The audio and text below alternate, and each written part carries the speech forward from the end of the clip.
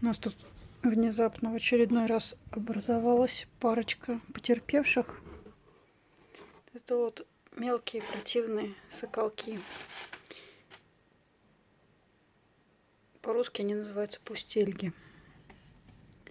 То есть вот это вот они уже в принципе взрослого размера. То есть вот эта вот, которая справа, она уже все летает, у нее перья полностью выросли, в размерах она больше не изменится.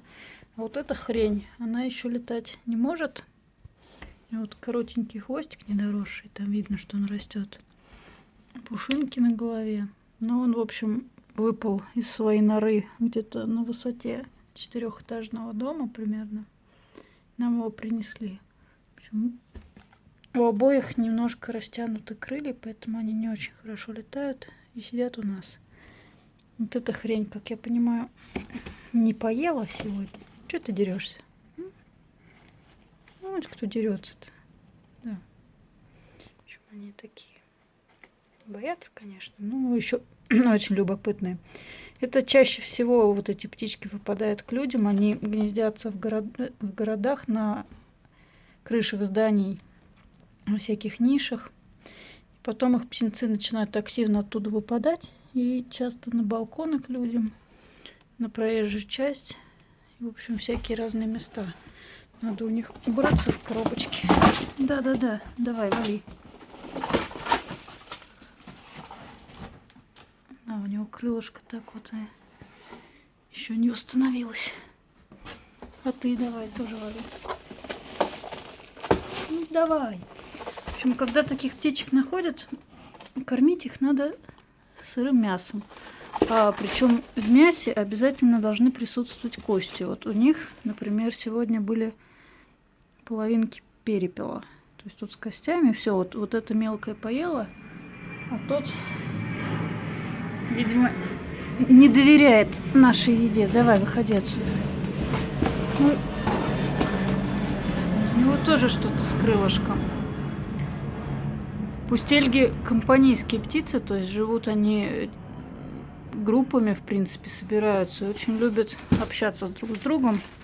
Вот сейчас маленькие предпочитают носиться за старшим, хотя они не родственники, и вообще первый раз сегодня друг друга увидели. Вот. Ну, теперь он думает, что они семья. И, в общем-то, я, скорее всего, передам малыша ветеринарам. Надо проверить, что у него с крылом. Можно ли это починить, чтобы потом выпустить. Куда ты? В общем, вот такие вот хреновинки. Да. Но они очень быстро приручаются. Еще если их содержать с маленького возраста, они очень мерзко и громко орут.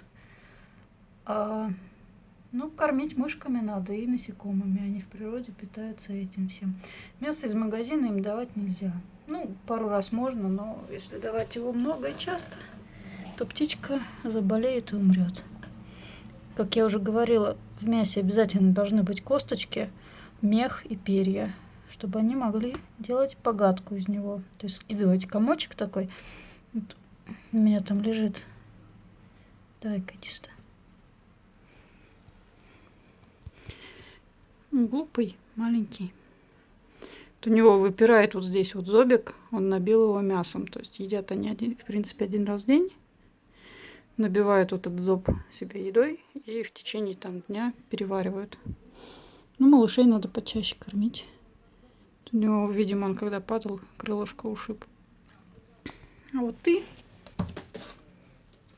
плохая птица. Сегодня погрыз мне все руки. Да? Чего ты ничего не поел? Ты пойдешь на руку? Иди сюда.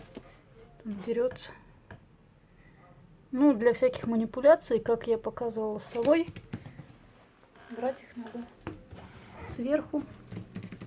Тут по мне тимухи бегают, которые лосиные. Вот я поймала одну, сейчас покажу. Вот эта хрень, вот она, они паразитируют на птицах. Так называемая лосиная блоха, лосиная муха. Это типа клеща что-то. Но на самом деле не клещ, она кровососка. кровь сосет. У нее очень цепкие лапки, она плоская. Если она прыгает на человека, она залезает куда-нибудь под одежду, сразу в волосы, там, в уши. Меня они ни разу не кусали, хотя очень много прыгала. Но сейчас мы ее казним, иначе она тут всех замучает. Вот так вот. Все, она без головы она не сможет сосать. Вот. Ну, это с кого-то из них слетело.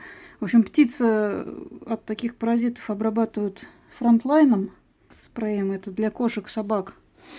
В общем, буквально на палец там капаешь капельку и куда-нибудь на затылок, на кожу им наносишь, не трогая перья, не моча. Вот. И вот он очень хорошо справляется со всеми этими зверями. Так, мне надо тебя поймать. Или пока еще не надо. Ну да, летать не может, то есть выпускать его нельзя. Но надо покормить. Вот, кстати, погадка — это вот эта вот штука. Ее выплюнул кто-то из этих пустельжат. Она из меха мышей, то есть то, что не в природе ели. Вот это полностью совершенно чистый мех. То есть он влажный, но совершенно без запаха. Кости мышиные они здесь переварили, судя по всему, потому что их практически нет. Но тут можно найти зубы, разве что мышиные в этой штуке. Вот, это была, в общем, мышь. Этой погадкой, когда она выходит у них через пищевод из желудка, они чистят себе весь пищевод. Если они не будут этого делать, то начнутся всякие кишечные заболевания, бактериозы, дисбактериозы и прочая фигня. Поэтому кормить птиц обязательно надо правильно, хищных. Ну, из хитиновых панцирей животных, насекомых, они делают такую же штучку. В принципе, из всего, что они едят, что не переваривается. Итак, ловить, конечно, все это одной рукой, это довольно неблагодарное дело. Ну, обычно просто их накрывают тряпочкой, берут сверху. Но у меня тряпочки нет, у меня занята рука, и мы легких путей не ищем. Мы просто делаем вот так. То есть берется вот сверху букетик, так, вот так она, в принципе, клювом своим, клювалом до пальцев не дотянется и не укусит. Но если укусит, будет довольно ощутимо. То есть клювики у них сильные. Да? Надо было сначала ту мелкую ловить, потому что это сейчас выпрыгнет с коробочки.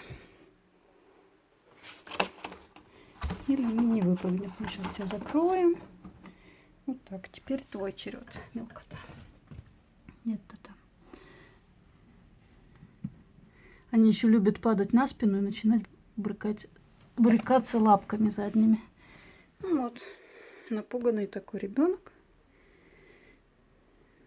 Маленький хвостик еще где-то на треть ему надо вырасти, даже на четверть, наверное. Да? Чумазый космодесантник в ангаре выпал. Вот.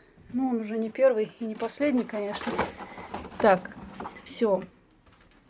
Все, всем спать. Сейчас я им еще еды положу, и до завтра их не буду тревожить. Потом отвезу в Москву. Вот так вот.